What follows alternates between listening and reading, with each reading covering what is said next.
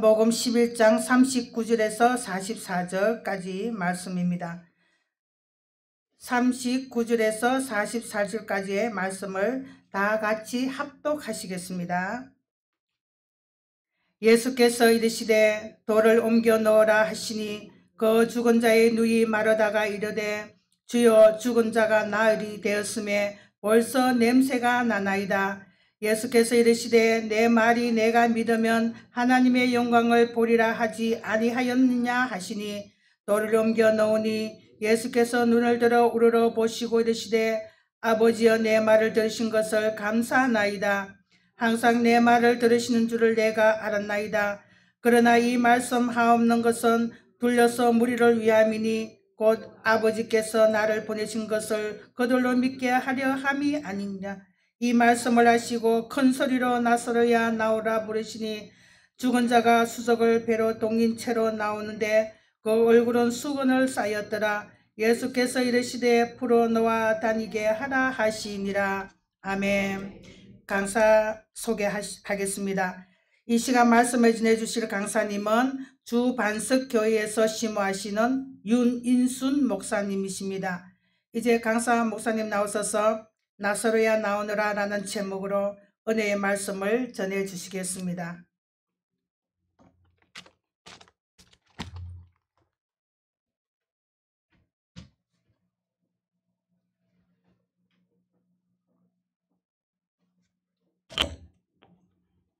기도하겠습니다.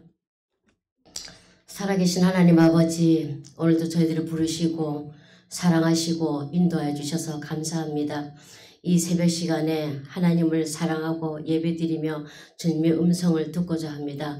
이 시간에 주님을 주시는 하나님의 말씀이 우리의 심령의 골수를 쪼개는 귀한 말씀 되게 하시고 이 말씀을 통해서 우리가 살아나는 역사가 있게 하여 주옵소서. 예수님의 이름으로 기도드립니다. 아멘. 제가 보입니까? 키가 작아 죄송합니다. 아까 목사님 읽어주신 말씀대로 나사로야 나오너라 이런 제목으로 말씀을 드리도록 하겠습니다. 베다니 마을에 여러분들이 잘 아시는 말씀입니다. 베다니 마을에 마르다와 마리아와 나사로 3남매가 살고 있었습니다. 예수님은 이 3남매를 아주 각별히 사랑하셔서 이 마을을 베다니 마을을 지날 때마다 이 가정에 들려서 쉬기도 하고 전도의 장소를 삼기도 했어요. 그런데 어느 날 나사로가 병이 들어서 사경을 헤매게 되었습니다.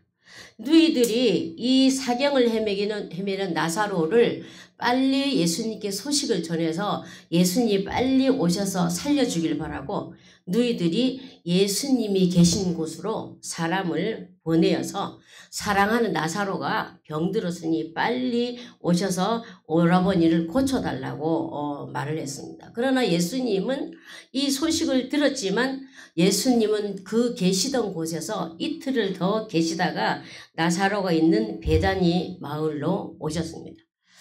예수님이 베다니 마을에 도착하셨을 때는 이미 나사로는 죽어서 무덤에 갇히게 되었습니다. 이 누이들이 예수님이 이 베다니 마을에 도착하셨을 때 이 누이들이 예수님이 너무 늦게 오신 것을 원망하면서 주께서 여기 계셨더라면 오라버니가 죽지 아니하였을 것입니다 하면서 울었습니다. 예수님은 이들이 우는 것을 보시고 민망히 여기시며 위로하시고 내 오라비가 다시 살아나리라 이렇게 말했지만 마르다와 마리아는 예수님이 하신 말씀이 현실 속에서만 이 현실 속에서 이러한 사실이 이루어진다는 것을 믿지 못하고 마지막 날에 세상 마지막 날에 예수님이 마지막 날에 다시 살아나겠지요 이렇게 하면서 예수님께 말씀을 드렸는데 이 마르다 마리아는 예수님을 가까이서 배웠고 며칠 전만 해도 소경이 눈을 뜨게 하는 것을 보고 알았지만은 예수님이 생명의 주권자라는 이 사실을 믿지 못하였던 것입니다. 이 두 자매가 구약에 기록된 성경의 지식을 따라서 예수님을 믿었습니다. 그러나 현실에서 죽은 자를 살리시는 전능하신 하나님이라는 이 사실을 믿지 못했던 거죠. 그래서 이 마리아와 이 마르다는 이 예수님이 전능하신 주권자, 생명의 주권자라는 이 사실을 믿지 못하였지만 이 예수님께서 죽었던 나사로를 살려서 두 자매에게 돌려줌으로 인해서 그제서야 예수님께서 그리스도라는 사실을 확신 있게 믿었던 것을 알 수가 있습니다. 오늘날도 예수님을 믿고 따른다고 하지만 먼 미래에 천국에서 부활을 믿고 현실 속에서 일어날 수 있는 변화의 생명력을 믿지 못하는 사람들이 많이 있습니다. 그것은 왜 현실 속에서 예수님이 우리의 생명의 주권자이고 삶의 변화가 일어난다는 것을 믿지 못하는가? 그것은 인격적인 주님을 만나지 못했기 때문입니다. 이렇게 우리가 표면적으로 지식적으로 예수님을 알면 우리는 이 표면적인 신앙에는 안고 없는 찐빵이고 생명 없는 씨앗에 불과한 거죠. 믿음은 하나님을 인격적으로 만나면서부터 시작됩니다. 예수님을 만나 하나님을 인격적으로 만나면서부터 우리가 새 사람으로 거듭나게 되고 하나님에 속한 하나님의 자녀가 되는 것입니다. 그런데 이 마르다는 예수님과 가까이 지냈지만은 전능하신 하나님이라는 사실과 생명의 주권자라는 사실을 몰랐던 것입니다. 그러나 예수님이 죽은 나사로를 살리시는 것을 보고 그때서야 미래뿐만 아니라 현실에서도 예수님은 절대적인 주권자라는 전능자라는 사실을 알게 되었던 겁니다. 요한복음 12장 3절에 마리아는 가장 이 사실을 알고 난 뒤에 가장 아끼던 향유를 예수님의 발에 붓고 자신의 머리카락으로 예수님의 발을 닦았다고 그랬습니다. 이 마리아는 예수님이 누구신지 확실하게 알고 난 이 뒤에 모든 것을 아낌없이 주님께 헌신하며 주님을 사랑했던 것입니다. 저와 여러분들도 현실에서 예수 그리스도를 인격적으로 만남으로 마리아처럼 헌신하고 주님을 사랑하는 자 되시기를 바랍니다. 그러면 하나님을 인격적으로 만나려면 우리가 어떻게 해야 되는가? 첫째, 예수님을 지식적인 표면적으로만 아는 것이 아니라 예수님을 마음 중심에 모셔드려야 됩니다.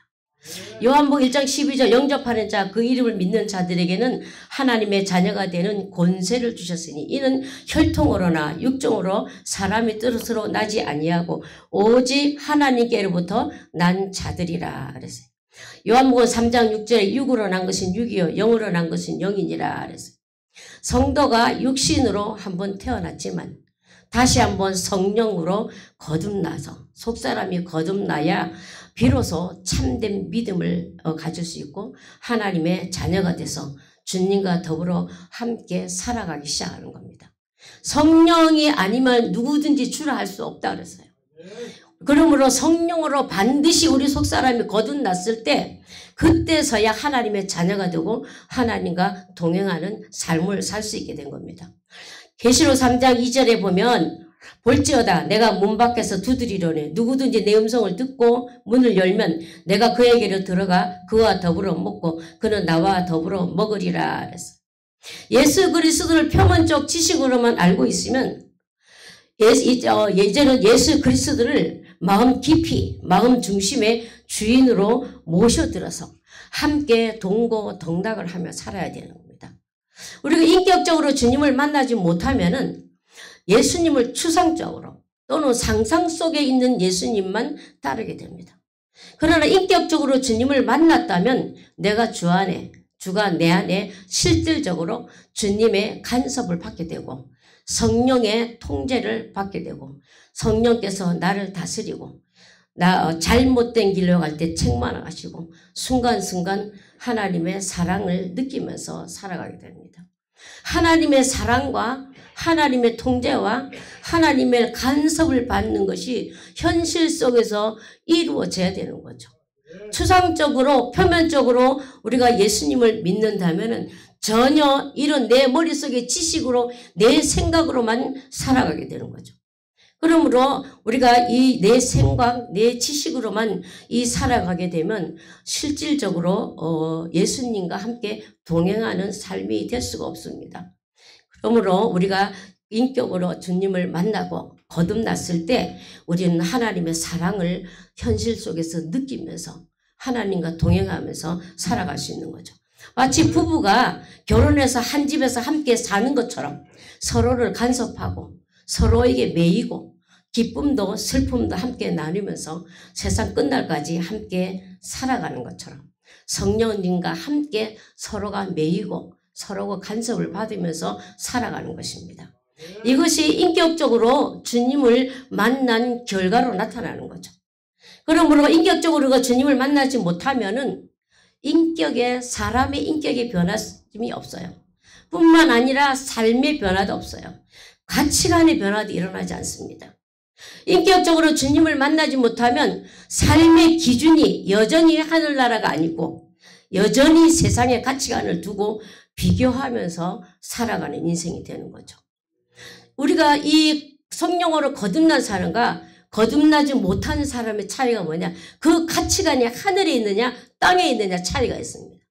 그 사람의 말하는 것을 들어보면 그 사람의 관심이 뭔지 그 사람의 가치가 뭔지를 알 수가 있습니다. 그 사람의 말 속에 그 사람의 신앙이 묻어납니다. 그러므로 우리가 인격적으로 주님을 만났을 때 우리의 하는 말 속에서 우리의 하는 행동에서 하나님의 영광이 드러나게 되어 있는 거죠. 그렇기 때문에 우리가 반드시 영적으로 속사람이 거듭나서 서로가 부부처럼 함께 살아가고 동거하면서 서로 매이고 간섭을 받고 사랑을 느끼면서 동행하면서 살아가야 되는 거죠. 이것이 이 땅에서 이루어질 때 천국까지 함께 이루어지는 겁니다. 이 세상과 천국은 연결되어 있어요. 연장선입니다. 전혀 다른 것이 아니라 연장선으로 이루어지는 거죠. 그렇기 때문에 우리가 이 세상에서 반드시 주님을 인격적으로 만나 성령으로 거듭나서 하나님과 동행하는 삶이 되어야 됩니다. 바울 사도는 부활의 주님을 만난 후에 세상의 가치관을 배설물로 여기고 다 버렸다 그랬습니다. 우리가 주님을 얼마만큼 사랑하느냐에 따라서 얼마만큼 세상을 버리느냐가 있습니다. 우리가 성령의 소욕이 강하면 육신의 소욕이 약해지고 육신의 소욕이 강하면 성령의 소욕이 약해집니다. 내가 얼마나 주님을 만나서 주님과 함께 더불어 살아가느냐에 따라서 육신의 소욕이 약해지고 하늘의 그 은혜가 하늘의 신령한 그 은혜가 내 안에서 일어나는 것이죠. 바울 사도가 이 주님을 만나고 나서 세상에 있는 것을 배설물로 여기고 모든 가치관을 버리고 자기가 아는 지식을 버리고 자기가 가진 환경을 버리고 오직 주님을 위해서 결혼도 하지 않고 주님을 위해서 모든 일생을 다 바치고 살아간 거죠. 그것은 그만큼 주님을 깊이 알았기 때문입니다. 주님을 얼마나 깊이 알았느냐에 따라서 내가 주님과 함께 얼마나 주님을 살아가고 얼마나 주님을 따르고 얼마나 세상 것을 버리느냐에 달려 있는 거죠. 그래서 저와 여러분들은 얼만큼 성령의 소욕에 잡혀서 살아가느냐 이것이 중요한 겁니다.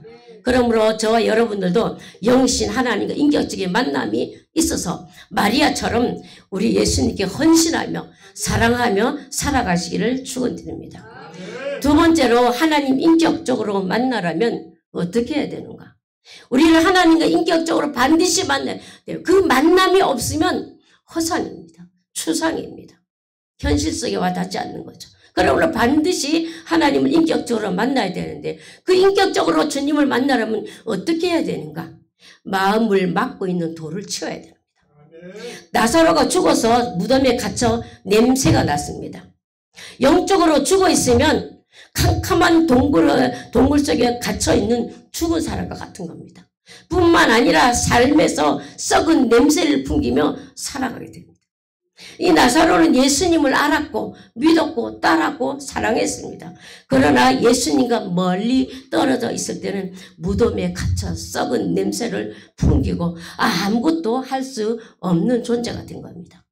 저와 여러분도 우리가 예수님을 만나고 따르고 하나님의 말씀을 묵상하고 산다고 하지만 실제로 우리가 정말 나사로처럼 무덤 속에 갇혀서 살고 있는 것은 아닌지, 우리가 이 삶 속에 말과 행동에서 썩은 냄새를 풍기며 하나님의 영광을 가리고 본이 되지 못하는 삶을 살고 있는 것은 아닌지 우리는 늘 항상 돌아봐야 되는 거죠.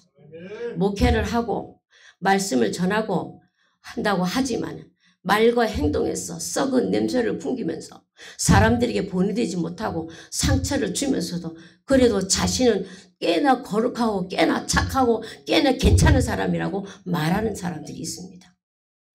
우리가 그것은 자기가 자기 자신을 보지 못하는 거예요. 자기가 썩은 냄새를 풍기고 살고 있으면서도 깨닫지 못하는 겁니다. 그렇기 때문에 나 또한 내가 살아가는 삶이 행여나 남에게 썩은 냄새를 풍기지는 않을까 늘 우리가 조심하며 주님의 은혜가 내 안에 살아있는지를 돌아보면서 살아야 된다는 거죠. 그러므로 우리가 죽어서 무덤에 갇힌 자는 아무것도 할 수가 없습니다. 죽은 자는 감각이 없어요. 죽은 자는 아무리 위대한 설교를 들어도 깨어나지 못합니다. 아무리 두드려도 깨닫지 못해요. 자기 생각에 사로잡혀서 자기 생각 속에서 하나님만 추상적으로 상상적으로 주님을 따르고 있는 거지 실제로 그런 주님을 따르고 있다고 자기가 착각을 하고 살아가기가 쉬워요. 그러니까 무덤에 갇혀있기 때문이죠.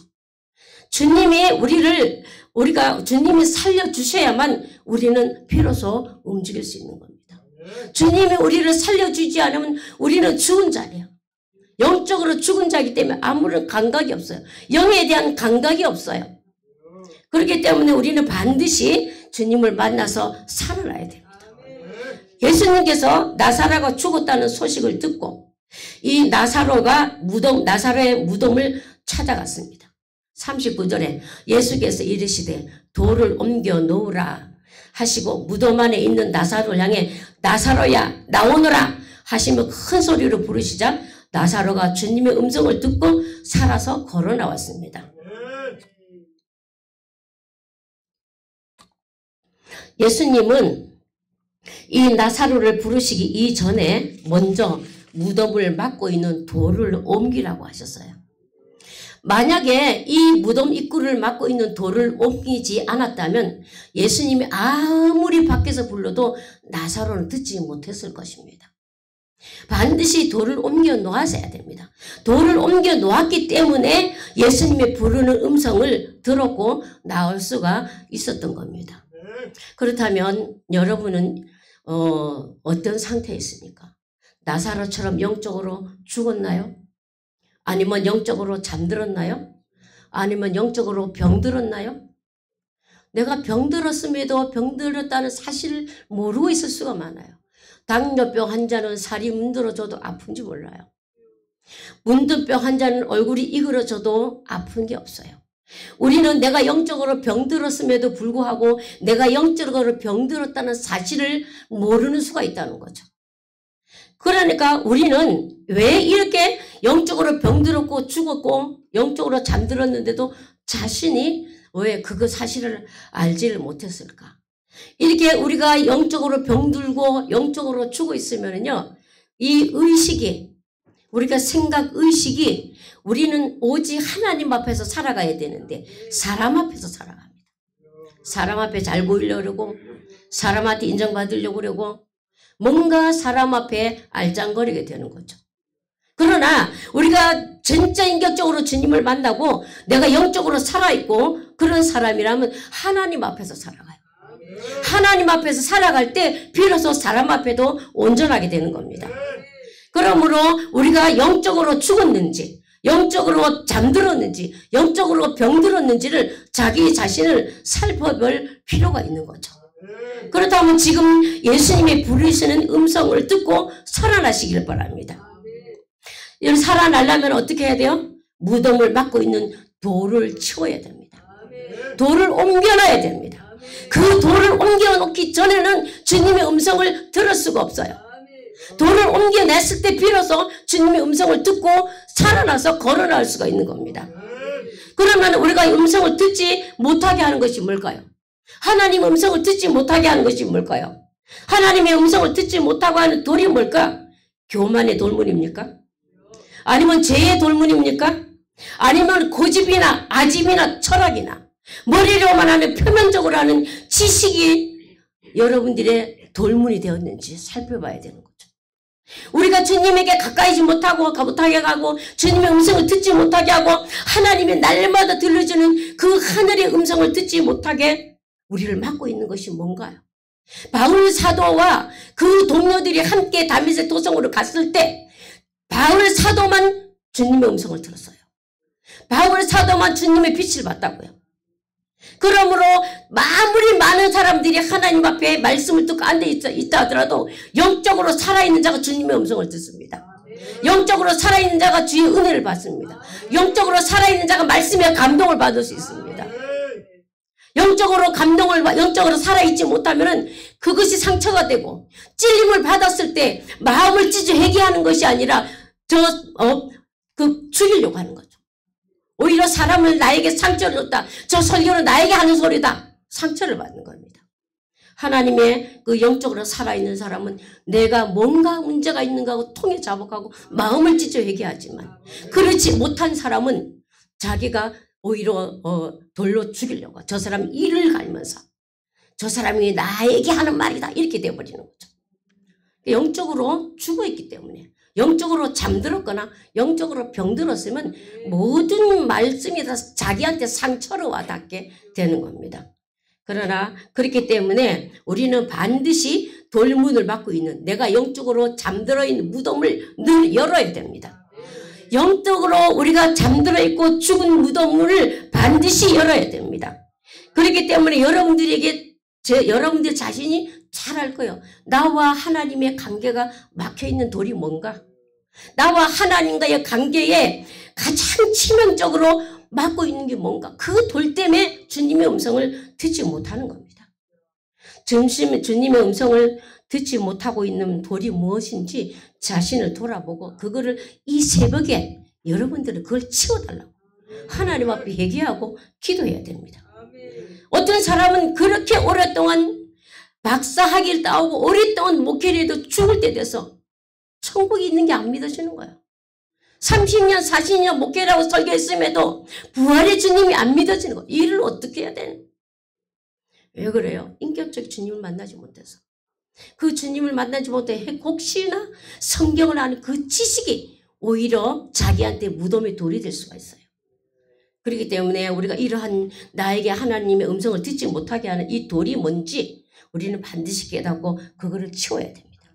그래서 우리가 이것이 이러한 사실이 우리가 이 막혀있는 돌들을 치울 때 비로소 주님의 음성을 들을 수가 있는 겁니다. 이 시간 주님의 깊은 영의 음성을 듣고 싶으시면 굳게 닫혀있는 돌을 이 새벽에 완전히 치우시기 바랍니다. 여기서 치우시기 바랍니다. 다음으로 미루지 마시기 바랍니다. 오늘 이 시간에 여러분들이 말씀을 듣고 반드시 마음을 찢어 회개해서 하나님과 관계가 막고 있는 것이 뭔지 그것을 반드시 치우시고 여기서 돌아가시기를 바랍니다. 그러므로 40절에 예수께서 이르시되 내 말을 내가 믿으면 하나님의 영광을 보리라. 여러분 묻지도 따지지도 말고 자신에게 막혀있는 자아를 십자가 앞에 내려놓으시기 바랍니다. 그러면 주님의 음성을 들을 수 있습니다. 주님의 영광을 보게 될 것입니다. 43절에 이 말씀을 하시고 큰 소리로 나사로야 나오너라 하시니 죽은 자가 수족을 동이채로 걸어 나왔다고 하였습니다. 여러분 이 시간에 우리가 자기 이름을 부르면서 예수 이름으로 명하노니 무덤에서 나와라 묶인 데서 풀려라 한번 외쳐보시겠습니다. 저는 윤인순입니다. 여러분들은 제 이름을 부르면 안 됩니다. 여러분들이 각자 이름을 부르시기 바랍니다. 자, 이 시간에 한번 크게 자기 이름을 부르면서 예수 이름을 명하노니 무덤에서 나와라 하고 외쳐보시고 풀린 데서 묶인 데서 풀려라 이 두 가지를 한번 해보겠습니다. 자, 시작. 인순아 예수 이름으로 명하노니 무덤에서 나와라 묶인 데서 풀려라. 다시 한번 해보겠습니다. 그렇게 해가지고 돌문이 열리겠습니다. 돌문은 이스라엘의 돌문은 딱 막아놓고 아주 뭐 그 송진이나 그런 걸로 다 틀어막아요. 안에서 더군다나 안에 죽은 사람이 어떻게 들리겠어요? 밖에서 부르는 소리가. 여러분들이 그렇게 시원찮게 해갖고 돌문이 열리겠어요? 다시 한번 자기 이름부터 크게 부르고 제 목소리보다 더 크게 자기 이름부터 먼저 더 크게 부르고 예수 이름으로 명하느니 무덤에서 나와라. 자, 한번 해보겠습니다. 시작. 예수나 예수 이름으로 명하느니 무덤에서 나와라. 다시 한번 자기 이름을 부르고 묶인 데서 풀려라. 예수 이름으로 명하느니 묶인 데서 풀려라. 자기 이름을 크게 한번 부르게 해보겠습니다. 시작. 예수나 묶인 데서 풀려라. 다시 한번 예수 이름으로 명하느니 시작. 예수 이름으로 명하느니 묶인 데서 풀려라. 아멘입니까? 아멘. 이렇게 돌문을 옮기고 예수님의 음성을 듣고 살아나면 많은 사람들에게 생명의 영향력을 끼칠 수가 있습니다. 많은 사람을 옳은 대로 돌아오게 하는데 쓰임받을 수가 있습니다. 12장 11절에 나사로 때문에 많은 유대인들이 예수님을 믿더라. 소경이 소경을 인도하면 둘 다 구렁텅이에 빠집니다.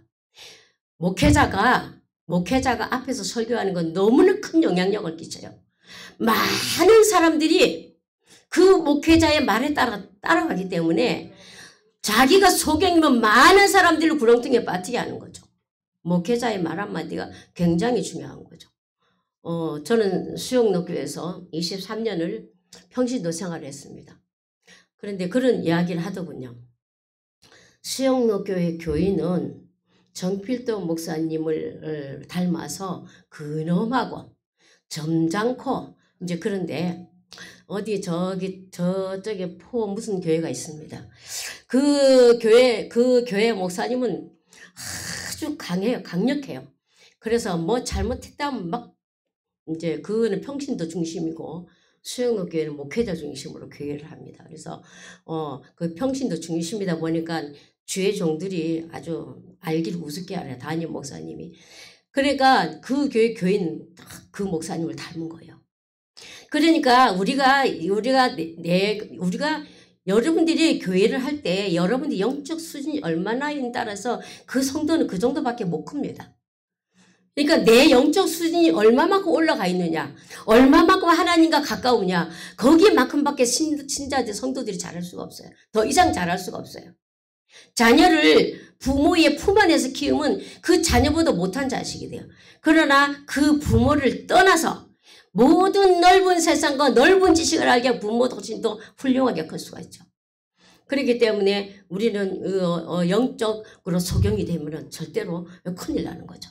그렇기 때문에 인격적인 예수님을 만나면 성령이 함께하기 때문에 많은 사람들을 옳은 대로 돌아오게 합니다. 마른 막대기 같은 자라 할지라도 하나님의 손에 들려주면 영적 지도자로 사용될 수 있습니다. 모세에 들렸던 지팡이가 힘이 있습니까? 지팡이입니다.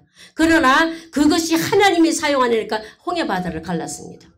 우리가 비록 부족하고 연약하더라도 하나님의 손에 붙들린 바 되면 세상을 변화시킬 수 있고 세상의 영적 지도자로 하나님 앞에 크게 쓰임받을 수가 있습니다.